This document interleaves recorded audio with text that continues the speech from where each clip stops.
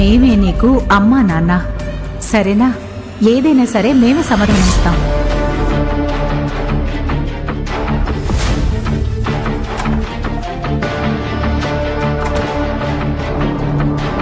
చూసారా వదినా, ఆ దేవిని తొలి పండుగ రోజున ఈ ఇంట్లో ఉండకూడదు అని మనం ఎంత ప్లాన్ చేశాం. అది ఎలానో అక్కడి నుండి తప్పించుకుని నలన్ సార్ని వెంట పెట్టుకుని ఇంటికొచ్చింది. నా వియ్యంకుణ్ణి ఇందులోకి అనవసరంగా లాగి నా ప్లాన్ మొత్తాన్ని స్పాయిల్ చేసింది. దీపావళి టపాసుల మీద నీళ్లు చల్లినట్టుగా మన ప్లాన్ అంతా తొస్సముంది కదా వదినా. ముందసలు దేవి ఆ ఇంట్లో నుంచి ఎలా తప్పించుకుంది? అదే వదిన, నాకు కూడా చాలా ఆశ్చర్యంగా ఉంది. అది ఎలా తప్పించుకుని ఉంటుంది వదినా? ఏయ్, నువ్వు నన్నే రివర్స్ లో అడుగుతున్నావా ఇడియట్? అంత గొప్పగా నీ కూతురు ఆ ఇంటికి తాళం వేసింది. అయ్యయ్యో వదినా, శృతి ఏ తప్పు చేసుండదు వదినా. అది కరెక్ట్ గానే తాళం వేసి ఉంటుంది. కూతురికి బాగా వకాల్తో తీసుకుని మాట్లాడుకో. వదినా, ఎందుకు వదినా? దేవి ఎవరితోనూ దీని గురించి ఏమీ చెప్పలేదు, సత్యకి కూడా చెప్పినట్టు లేదు. సత్య చాలా నార్మల్ గా మాట్లాడుతోంది కదా. ఖచ్చితంగా ఆ దేవి చెప్పకుండా ఉండదు. కానీ ఇది మనమే చేశామని ఎలా చెప్పగలదు? సత్య దగ్గర దేవి దగ్గర ఎలాంటి ఆధారాలు లేవు కదా. శృతి చేసింది అంటారు, ఆ సంగతి నేను చూసుకుంటాను. వదినా, ఎంతైనా మీరు సత్యకి బాగా ఓవర్ గా చనువిస్తున్నారు వదినా. Shut up! దాన్ని అడ్డు పెట్టుకుని ఆ నలన ఆస్తి మొత్తం లాక్కున్న తర్వాత దాన్ని నా కాళ్లతో తొక్కి అణిచివేయాలని నేను ప్లాన్ చేశాను. కానీ సడన్ గా ఎక్కడి నుంచో ఈ దేవి మధ్యలో దూరింది. ఇది అసలు మన ప్లాన్ లోనే లేదు కదా. అవును వదినా, ఈ దేవిని మన ఇంటి నుంచి ఎలా తరిమి కొట్టాలి వదినా? అభి మనసులో దేవి పైన మిగులున్న కొంచెం ప్రేమను కూడా మనం పోగొట్టేయాలి.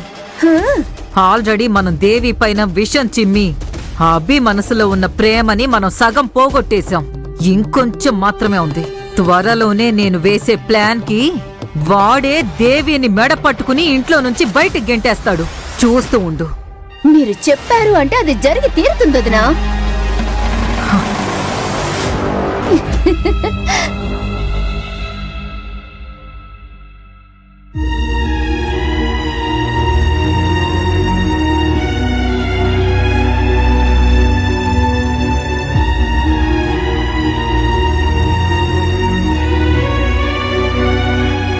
అభి, పండగ శుభాకాంక్షలు.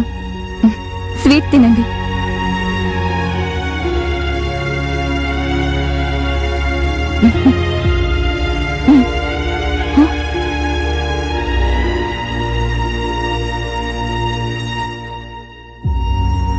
అది ఎలా దేవి?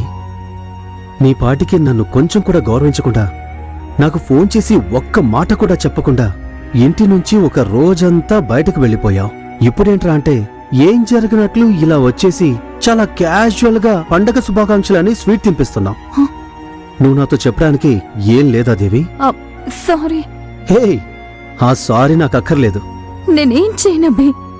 అమ్మా నాన్నల్ని పండక్కి తీసుకురా అని మీరందరూ కలిసి నాతో చెప్పారు కదా.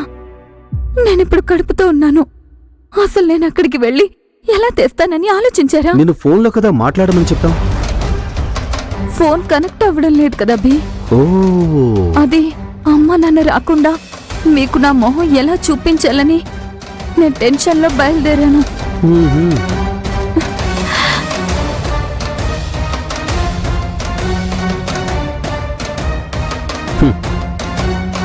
తర్వాత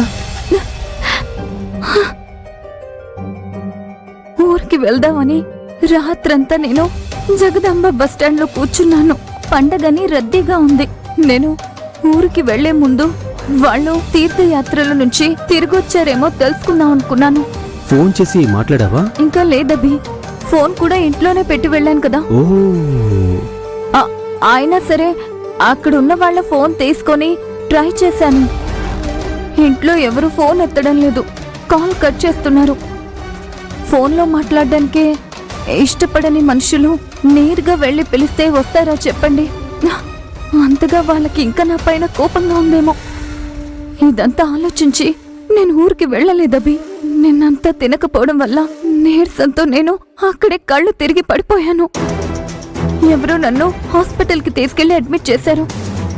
అక్కడ చూస్తే పక్కన బెడ్ పైన సత్య వాళ్ళమ్మ బీపీ బాగా ఎక్కువయ్యి అడ్మిట్ అయ్యారని తెలిసింది. నలన్ నాన్న అక్కడికి వచ్చారు, నాతో మాట్లాడి జరిగిందంతా తెలుసుకున్నారు.